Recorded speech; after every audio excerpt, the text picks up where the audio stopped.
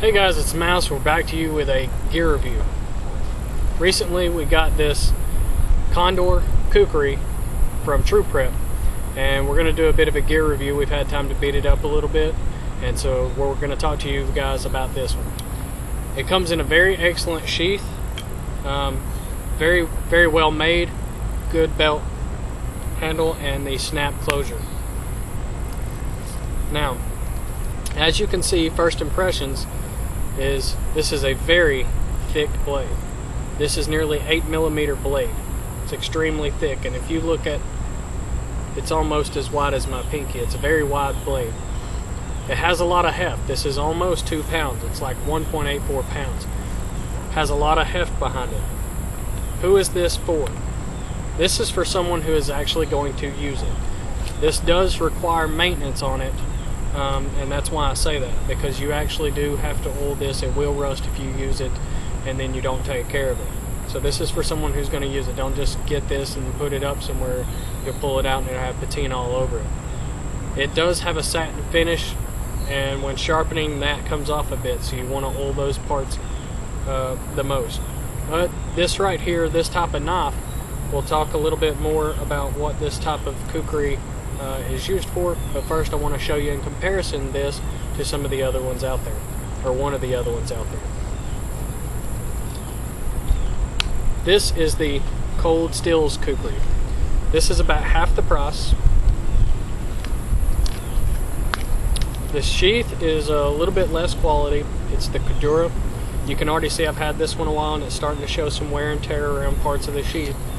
But that being said, I've used this one a lot. You can see I wrapped it and put a handle on it.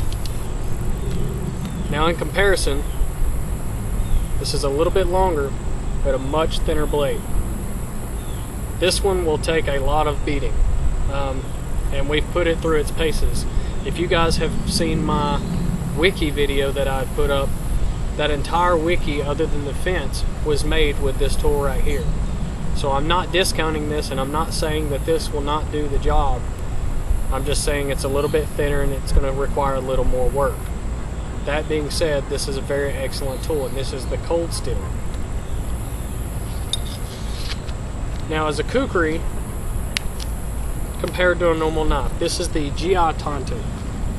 This is the big knife comparison that everyone has. Now, the cant, very good knife. This one doesn't look like a canto's handle because I've painted it a little bit with glow-in-the-dark paint so I could find it if I dropped it at night.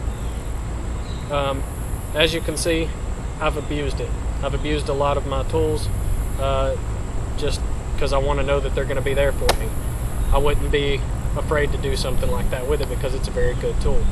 Now, the new kukri, I'll show you real quick the comparison between the new one and the Cold Steel one. Exactly the difference in thickness, if you guys can see that. You see that? That's the difference in thickness. Big difference. Now, this type of knife is a little bit better as far as survival goes because this thick part of the blade right here, this is the part that you have a lot of swinging heft on. This is your chopping part of the knife that you really want to chop with. But it still has the point that you can do fine work, such as making yourself a bow drill, so on and so forth. And then back here, you want to make this part right here just razor sharp so you can still do your carving and your whittling and so on and so forth. But the main part of the blade that you're using for chopping and such and for processing wood is this big heavy part. And if you wanted to really swing that in, you guys can see how deep that went in if you want to zoom into it and show that.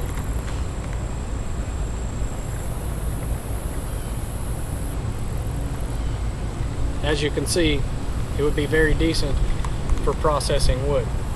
It is a full tang, which means the blade goes all the way down it and all the way to the bottom. You can see at the bottom of the handle even that the tang is full.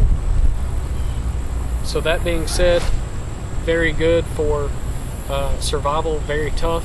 It's worth the extra weight. It also has a hole in the back of it so that you could put a lanyard through so that you can make sure that your grip stays on it. Not 100% necessary, but that's probably what I'm going to do with it. Alright guys, well, Motorcycle Mouse, thanks for watching me back. See you as soon as you can with another video.